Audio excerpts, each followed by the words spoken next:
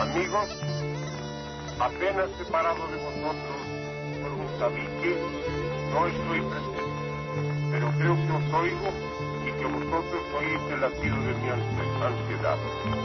Ya sé que las creaciones del espíritu no se adaptan a las fronteras de la nación y que las obras de arte vuelan como los pájaros por encima de las fronteras. El arte no cabe dentro de los linderos políticos.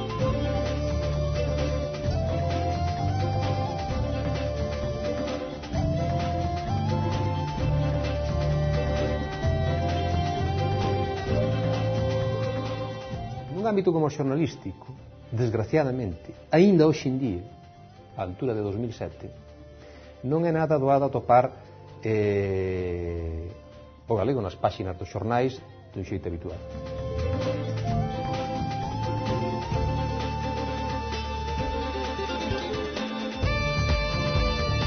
Hai que destacar moito que os periódicos dese momento no que se está facendo a autonomía non hai ningún autonomista. Hai que restaurar, hai que ter un periódico para o país, que co tempo ten que acabar sendo un periódico diario. O fundamental é a perspectiva, que desde o país, tomando a referencia do país como entidade propia, e a partir de aí veíamos o mundo, que é completamente distinto que vernos reflexados como un apéndice de algo. Tratar do que non se trataba na prensa ordinaria, polo tanto, aparecían novos actores na información.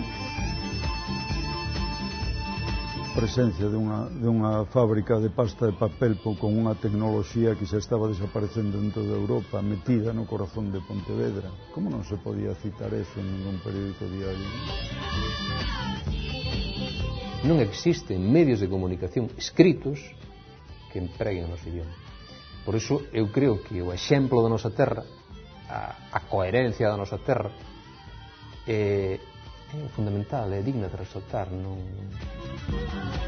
É claro, unha canteira informativa e aínda diría que formativa e histórica de valor inconmensurável.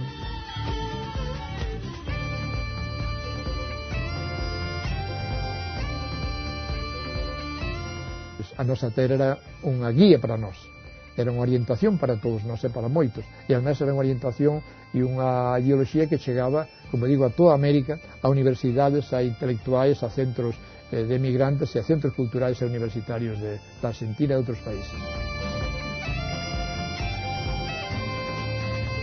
Despois de 100 anos, eu creo que estamos en condicións de que, por primeira vez da historia, asentar un gran proxecto empresarial detrás dun gran proxecto de ideas que estaba marcada por Murguía, estaba marcado por Lugrís daqueles tempos hai 100 anos. O que pasa é que daquelas Galicia era outra cousa.